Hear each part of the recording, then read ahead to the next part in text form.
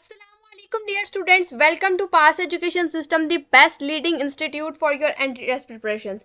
Dear students, आज की video में हम लोग डिस्कस करने जा रहे हैं एक मोस्ट इम्पॉर्टेंट क्वेश्चन कि ECAT 1 हमें देना चाहिए या ECAT 2 देना चाहिए। दोनों में से हमें किसको प्रेफर करना चाहिए। अगर हम दोनों में से किसी एक को देना चाह रहे हैं, हमने बाकी यूनिवर्सिटीज़ को भी टारगेट करना है, तो हमने इन दोनों में से कोई एक देना है, तो हमें कौन सा देना चाहिए। तो सबसे पहली बात तो ये है कि आपको सबसे पहले तो देने दोनों ही चाहिए। पहली बात तो ये है कि देने दोनों ही चाहिए ताकि बेस्ट स्कोर जो है उसकी बेसिस पे आपका एग्रीगेट डिसाइड हो सके। अब दूसरी बात ये है कि अगर बिलफर्ज हम लोग तैयारी करना चाहते हैं और हम लोग देखना चाहते हैं कि हम ECAT 1 को एक ट्रायल दे देते हैं और 2 में हम अच्छे से तैयारी करके अपेयर हो जाते हैं, तो इस हवाले से क्या हमारे पास प्रोज एंड कॉन्स हमारे सामने आते हैं। तो आज की वीडियो में हम लोग ECAT के बारे में बात करेंगे, 2027 फॉल के ECAT के बारे में। सबसे पहली बात तो ये है कि ECAT 1 आपका कंडक्ट होता है मार्च में और 2 कंडक्ट होता है जून में। अब अगर हम लोग इसकी टाइमिंग का अकॉर्डिंगली देखें तो मार्च का टाइम वो टाइम है आपके बोर्ड एग्जाम से पहले का टाइम। आपके बोर्ड एग्जाम्स और आपका ECAT is just like a sandwich. आप लोगों के पास पहले ECAT होता है, फिर आपके बोर्ड एग्जाम्स आते हैं और फिर आपके पास ECAT 2 होता है। तो सैंडविच मेरे ख्याल से बन गया। अब इस सैंडविच को अच्छे तरीके से डाइजेस्ट करने के लिए आप लोगों को एक प्रॉपर स्ट्रेटजी के साथ चलना होता है। अब वो क्या है, ECAT 1 आपका आता है मार्च के अंदर। अब मार्च का टाइम वो टाइम है कि जब आप थोड़ा सा रिलैक्स होकर तैयारी कर सकते हैं, यानी कि आपके पास प्रिपरेशंस का टाइम बहुत ज़्यादा वास्ट होता है। लेकिन कब, जब आप तैयारी अब से शुरू करेंगे। अभी आप सेकेंड ईयर में, अभी आपकी सेकेंड ईयर स्टार्ट हुई है, साथ साथ ECAT की तैयारी भी शुरू करें। अब जो स्टूडेंट्स अब से तैयारी शुरू करेंगे, अभी से अपने काउंट करें मंथ्स को। सबसे पहले आप बात, फॉर एग्जाम्पल आप कहते हैं कि आपकी अगस्त से तैयारी शुरू होगी, ठीक है। अगस्त, सितंबर, अक्टूबर, नवंबर, दिसंबर, जनवरी, फरवरी और मार्च के फर्स्ट वीक में ECAT 1 होना है। मार्च को आप समझे कि आपने फर्स्ट वीक जो आपने स्पेंड करना है वो तो आपका रिवीजन में जाना है, या आपकी प्रैक्टिस में जाना है, या आपकी जो लास्ट मोमेंट पे रिवीजन होती है वो उसमें जाना है। तो आप देखें आपके पास 7 मंथ्स हैं। इन 7 मंथ्स के अंदर आप ECAT 1 की तैयारी करेंगे। उसी अगर मैं अब ये 7 महीने निकाल दूँ, अब वो हम बात करते हैं कि ECAT 1 जो है वो बच्चे ने तैयार नहीं किया उन 7 महीनों में, और ECAT 2 की तैयारी वो अच्छे से करना चाहता है। अब ECAT 2 के लिए आपके पास कितना टाइम है मैं आपको बताती हूँ। मार्च, अप्रैल, मई, जून, ये जून के अंदर आपका टेस्ट होना है और आपके पास मुश्किल से 3 से 4 महीने हैं। उन 3 से 4 महीनों के अंदर भी आपका मैक्सिमम टाइम आपके बोर्ड एग्जाम्स ने कंज्यूम कर लेना है। आप अपनी विल लगा के उसको बोर्ड एग्जाम्स को कम फोकस करके भी ECAT की तैयारी करें, फिर भी टाइम कम है आपके पास। जिस स्टूडेंट ने पहले 7 महीने ज़ाया कर दिए हैं ना, वो उन आखिरी 3 महीनों के अंदर उतनी अच्छी से तैयारी नहीं कर सकता जितनी उसने ECAT 1 के अंदर अच्छी तैयारी कर लेनी थी। ECAT 1 आसान होता है एज कंपेयर टू ECAT 2। ये आप लोगों को मैं कोई मिथ नहीं बता रही हूँ, ना ही मैं आप लोगों को कोई सुनी सुनाई या जो बच्चों के अंदर एक आम एक टॉपिक बन जाता है उसकी बेसिस पे बोल रही हूँ। मैं आप लोगों को अपने एक्सपीरियंस की बेसिस पे ये बात बता रही हूँ कि ECAT 1 आसान होता है। वो कैसे होता है, अब ECAT 1 आसान होने का मतलब ये भी नहीं है कि वो बिल्कुल हलवा होता है। ECAT 1 आसान होने का मतलब ये है कि ECAT 2 इतना मुश्किल आता है कि उसके मुकाबले में ECAT 1 आसान होता है, ठीक है। अब ECAT 1 के अंदर प्रिपरेशंस का टाइम भी ज़्यादा होता है और ECAT का डिफ़िकल्टी लेवल 1 का कम होता है।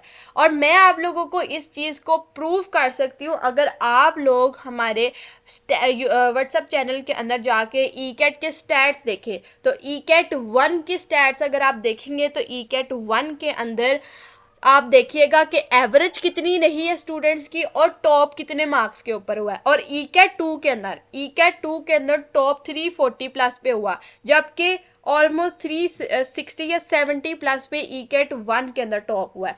तो आप लोग इसी चीज़ से अंदाज़ा लगा सकते हैं कि ECAT 1 जो है वो आसान होता है आपके पास मैक्सिमम प्रिपरेशंस का टाइम होता है और डिफ़िकल्टी लेवल कम होता है। अब जिस स्टूडेंट ने ई कैट 1 को प्रिपेयर किया, टाइमली प्रिपेयर किया, तो आप लोग खुद ही अंदाज़ा लगा लें कि उसका स्कोर ऑटोमेटिकली बूस्ट अप हो जाएगा।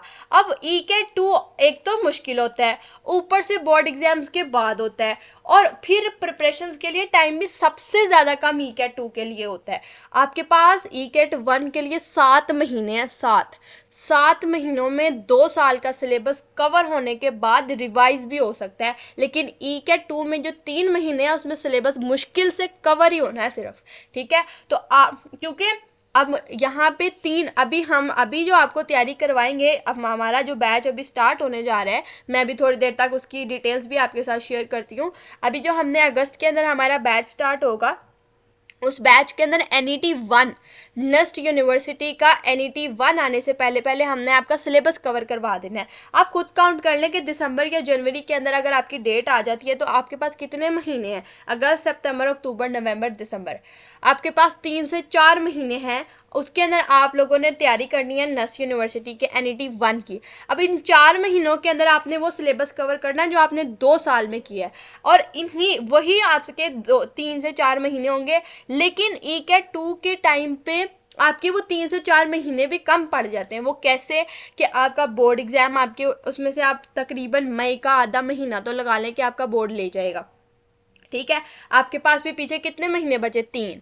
उन 3 महीनों में से भी आपके बाकी एंट्री टेस्ट भी होंगे। अब आपने जो ई कैट को तो टारगेट नहीं ना करना, प्यास को भी करना है, बाकी एंट्री टेस्ट भी देखने हैं, फिर बोर्ड एग्जाम्स के बाद वाले एंट्री टेस्ट भी जो आने हैं। जून के अंदर सबसे ज़्यादा एंट्री टेस्ट होते हैं, जून के अंदर आपके बाकी के एंट्री टेस्ट, प्यास का एंट्री टेस्ट भी आपका हो जाता है, और जुलाई के अंदर तो आपका पूरा ऑक्यूपाइड होता है आपका जुलाई का मंथ, जिसके अंदर आपका जुलाई स्टार्ट एंट्री टेस्ट से होता है और ख़त्म एंट्री टेस्ट पे होता है। इतने ज़्यादा आपके टेस्ट होते हैं जुलाई के अंदर। तो अब आप लोग खुद ही अंदाज़ा लगा लें कि ई कैट 2 की इंटेंसिटी कितनी ज़्यादा हो जाती है, डिफ़िकल्टी लेवल बढ़ जाता है, प्रिपरेशंस का टाइम कम हो जाता है, और सबसे ज़्यादा जो नाजुक बात है ना वो बोर्ड एग्जाम्स के बाद है। टाइम सबसे कम उस ई कैट 2 के बाद ही मिलता है। तो आप लोगों को मैं रिकमेंड करूँगी कि आप लोग ई कैट की प्रिपरेशंस अभी से स्टार्ट कर दें। आपके पास 7 मुकम्मल महीने हैं, उसके अंदर आपकी मल्टीपल टाइम्स रिवीजन भी हो सकती है। आप लोग हमारे सेशन 2027 के बैच 1.0 का हिस्सा बन सकते हैं, जिसमें हम आपको डेली बेसिस पे live lectures, recorded lectures, university wise question bank आपको प्रोवाइड करेंगे। अगर आपने मल्टीपल यूनिवर्सिटीज़ को टारगेट करना है और आपने एक सब्जेक्ट का, फॉर एग्जांपल आप कहते हैं फिज़िक्स का है और उसका एक चैप्टर है मेजरमेंट, उस चैप्टर को अगर आप यूईटी के ई कैट के हवाले से प्रिपेयर करना चाहते हैं, आपको उसका क्वेश्चन बैंक मिल जाएगा। आप नेस्ट के हवाले से प्रिपेयर करना चाहते हैं, आपको उसका मिल जाएगा। आप कॉन्सेप्ट्स के हवाले से तैयार करना चाहते हैं, आपको उसका मिल जाएगा। प्यास के हवाले से करना चाहते हैं, उसका क्वेश्चन बैंक मिल जाएगा। आपको यूनिवर्सिटी वाइज क्वेश्चन बैंक मिल जाएगा, रियल पास्ट ईयर क्वेश्चंस मिलेंगे, practice worksheets, chapter wise test series, full length mock test. उसके बाद आपके टेस्ट के बाद आपका परफॉर्मेंस एनालिसिस भी आपको पता चलता जाएगा। 24/7 hour student support, complete syllabus coverage and maximum universities admission chances in just one time enrolment. एक दफ़ा आपने इनरोलमेंट करवानी है, एक दफ़ा, सिर्फ एक दफ़ा इनरोलमेंट करवाने पर हमने आपको पाकिस्तान की मल्टीपल यूनिवर्सिटीज़ के लिए प्रिपेयर कर देना है। तो आप लोग भी हमारे सेशन 2027 बैच 1.0 का हिस्सा बन सकते हैं, जिसके अंदर आप लोगों के पास आज लास्ट डेट है इनरोलमेंट के लिए। आप लोग भी हमारे सेशन 2027 बैच 1.0 का हिस्सा बन सकते हैं। अगर आप लोग हमारे बैच के अंदर इनरोलमेंट्स लेना चाहते हैं तो जो स्क्रीन पे आपको नंबर शो हो रहा है 03040660000, इस व्हाट्सएप नंबर पे कांटेक्ट करके आप लोग बैच की डिटेल्स ले सकते हैं और हमारे बैच के अंदर इनरोलमेंट्स लेके अपने ई कैट की प्रिपरेशंस का आगाज़ अभी से कर सकते हैं। मैं आप लोगों को ये सारी बातों का एक छोटा सा क्रक्स ज़रूर बताऊंगी कि आप लोग 2026 की मेरिट लिस्ट को ज़रूर देखिएगा, और हमारे इंस्टाग्राम पेज के ऊपर फर्स्ट, सेकंड और सेकंड थर्ड अब तक 3 मेरिट लिस्ट लग चुकी हैं। इन 3 मेरिट लिस्ट का कंपैरिजन हमारे इंस्टाग्राम पेजेस के ऊपर पोस्ट में मौजूद है, आप जाके देख सकते हैं, और उसके अंदर ड्रॉप डिफरेंस ज़रूर देखिएगा। फर्स्ट और सेकंड मेरिट लिस्ट के अंदर ड्रॉप थोड़ा सा मेजर था, और सेकंड और थर्ड के अंदर ड्रॉप जो होता है मेरिट का वो इतना माइनर होता है कि 0 पॉइंट समथिंग के अंदर डिफरेंस क्रिएट होता है, पूरा डिजिट नहीं गिरता है, ड्रॉप नहीं होता है। तो आप लोग अंदाज़ा लगा सकते हैं कि 2026 के अंदर मेरिट बहुत हाई रहा है।